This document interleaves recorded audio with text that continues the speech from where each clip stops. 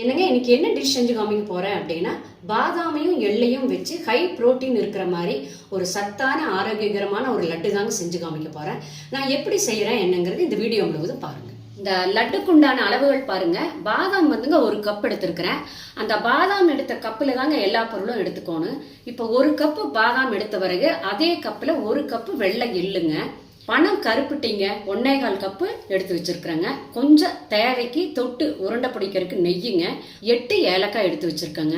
ஒரு இரும்பு வடக்கல் எடுத்து வச்சுக்கோங்க. அதில் பாருங்க நம்ம எடுத்து வச்சிருக்கிற பாதாம் சேர்த்துட்டு ட்ரையாக வறுத்துக்கலாங்க. இந்த பாதாம் பாருங்க கொஞ்சம் கலர் மாறுபட்டு வருது. இன்னும் ஒரு 2 நிமிஷம் வறுக்கணுங்க. மொத்தம் வந்துங்க இந்த பாதாம் வறுக்கிறது 10 நிமிஷம் ஆகுங்க. இந்த பாதாம் வறுக்கும் போது பாருங்க சடப்புடான்னு சவுண்டு வருங்க. வறுத்ததுக்கு அடையாளம் வந்துங்க நெடக்கடலை வறுத்தா எப்படி வாசனை வருமோ அந்த மாதிரி வாசனை வருங்க. இப்போ இது ஒரு தட்டத்தில் ஆற வச்சிடலாங்க. அதே வடக்கல்ல நம்ம எடுத்து வச்சிருக்கிறோம் இல்லைங்களா வெள்ளை எள்ளு, அதையும் வறுத்துக்கலாங்க. கூட பாருங்க நம்ம 8 ஏலக்காய் எடுத்து வச்சிருந்தோம் இல்லைங்களா, அதையும் சேர்த்து வறுத்தரலாம்.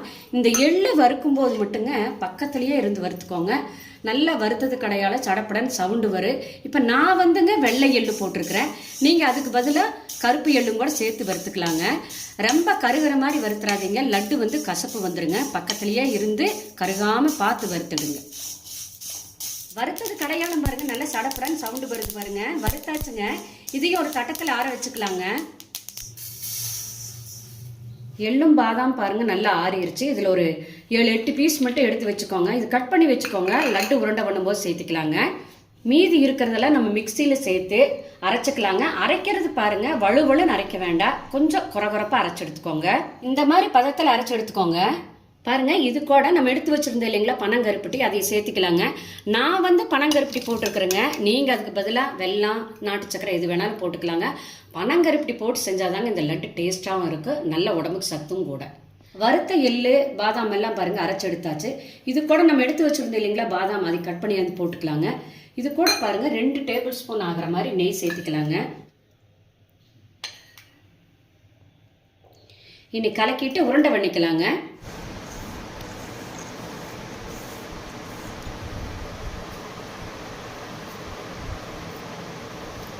லட்டு பாருங்கள் சூப்பராக இருக்குங்க. அவ்வளோ வாசனையாக இருக்குது. பாதாமுடைய வாசனையும் எள்ளுடைய வாசனையும் அவ்வளவு நல்லா இருக்குங்க.